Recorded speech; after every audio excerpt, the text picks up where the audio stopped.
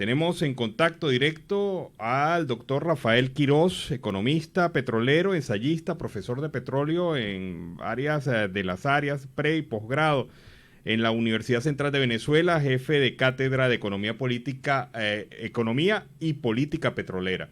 Muy buenas tardes, doctor. Bienvenido al programa Venezuela Siempre, Siempre Venezuela. Buenas tardes, Osvaldo. Muy amable por la comunicación que hace conmigo. Y bueno, y un saludo muy cordialísimo a toda tu vasta videoaudiencia allá en la frontera colombo-venezolana. Bueno, estamos leyendo un artículo que usted recientemente ha preparado y habla sobre la posibilidad de darle un giro, un cambio, una modificación a la industria petrolera venezolana en este momento. ¿En qué consistiría eso, doctor? Bueno, consistiría en simplemente en tratar en principio de reactivar un poco en la medida de lo posible la industria petrolera venezolana. Es decir, tratar de levantar, aun cuando sea moderadamente, el nivel de producción para poder aprovechar las circunstancias, las condiciones que en estos momentos ofrece el mercado mundial de los hidrocarburos. Dado el elemento conflictivo, por supuesto, que sigue presente allá en Ucrania con Rusia y con un tercer país, diría yo, allí en el planteamiento, en la escena, que son los Estados Unidos.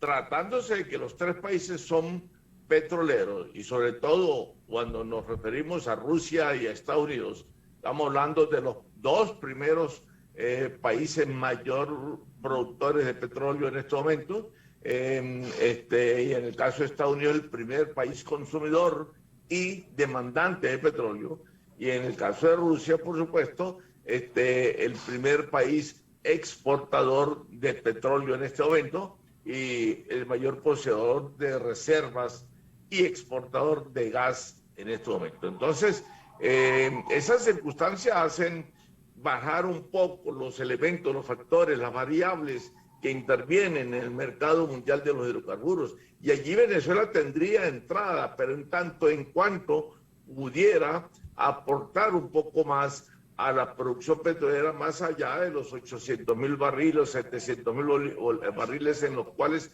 se encuentra en este momento. Porque se trata, por supuesto, es de tratar de abarcar algo del mercado petrolero para las circunstancias actuales, por supuesto. Usted aclara algo muy importante en su escrito. Dice que para darse estas condiciones hay que modificar la ley de hidrocarburos, darle mayor participación al capital privado, que al final es el único que puede financiar estos procesos de recuperación de PDVSA. Eso es totalmente cierto. Es totalmente cierto porque PDVSA pasa por unas circunstancias en términos financieros realmente dramáticas. Tiene una deuda consolidada que sobrepasa los 85.000 millones de dólares.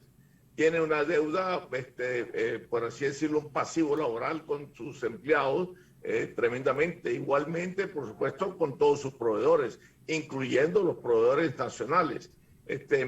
Bueno, total de que sí, yo creo que habría que modificar la ley de hidrocarburos para darle un poquito más de acción o un poquito más de ánimo al capital petrolero internacional que quiera llegar a Venezuela y que pueda sentirse amenazado, pueda sentirse un poco limitado por lo que establece la ley de hidrocarburos. Eso no quiere decir que hay que modificar los 5 artículos de la Constitución Nacional que se refiere a la materia petrolera. Eso debe mantenerse allí, puesto que el Estado tiene que seguir siendo tiene que seguir siendo socio y socio principal de la principal industria de la economía nacional, que es la industria petrolera. Y por consiguiente, por supuesto, no puede despegarse de lo que son las acciones mayoritarias que tiene como propietario de Petróleo Venezuela, es decir, el 51%.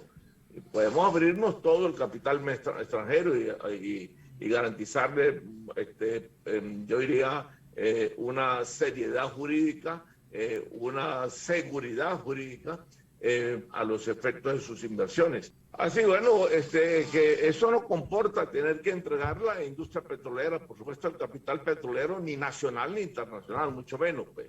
El Estado debe seguir rigiendo o debe seguir controlando la operatividad de la industria petrolera, en tanto en cuanto eso sí comporta soberanía, y comporta soberanía en tanto en cuanto a través de la industria petrolera que se define en forma práctica y teórica lo que es el diseño de una política petrolera, es decir, una definición del petróleo como tal en términos económicos a los efectos de lo que es la geopolítica petrolera también.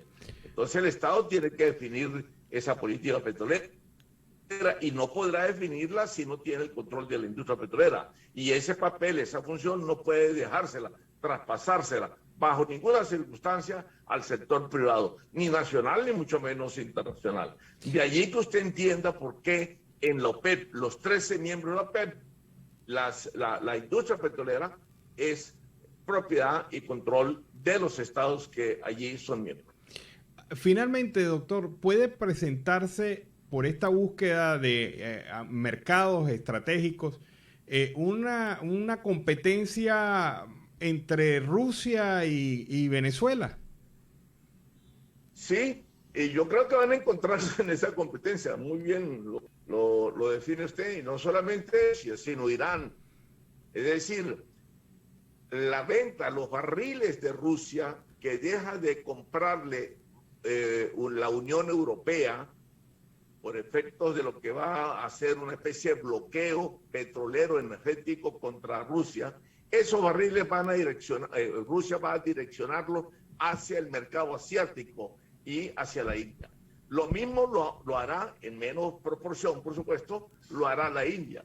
Allí se van a encontrar los intereses de exportación de mercado petrolero propiamente, tanto de Rusia como de Irán, con los barriles de Venezuela.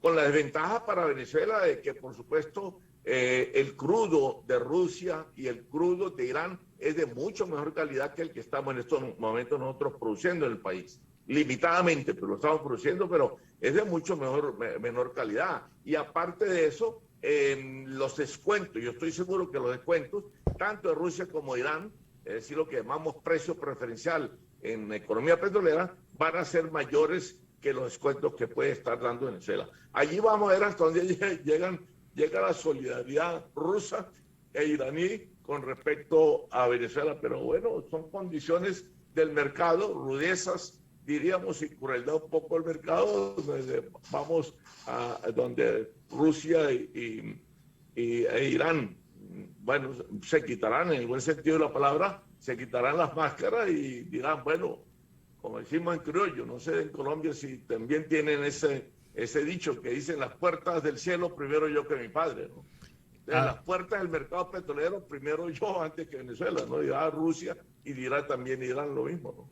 Así es. Bueno, muchas gracias, doctor Rafael Quirós. Hemos conversado con él, economista petrolero, ensayista y profesor de petróleo de pre y posgrado en la Universidad Central de Venezuela y jefe de cátedra de Economía y Política Petrolera. Muchísimas gracias, doctor. Gracias a usted, Osvaldo, muy amable de su parte, muy gentil, y un saludo para todos ustedes allá en la frontera colombo-venezolana. Bien, seguimos acá en Venezuela, siempre Venezuela. Interesante esto, cuando choquen los intereses de Rusia, Irán y Venezuela, ¿qué va a hacer Venezuela? O sea, ¿para dónde va? ¿Va a seguir el régimen de facto la misma línea de acción de defensa, digamos, a ultranza del régimen de Putin, o va a pensar estratégicamente en términos de Venezuela?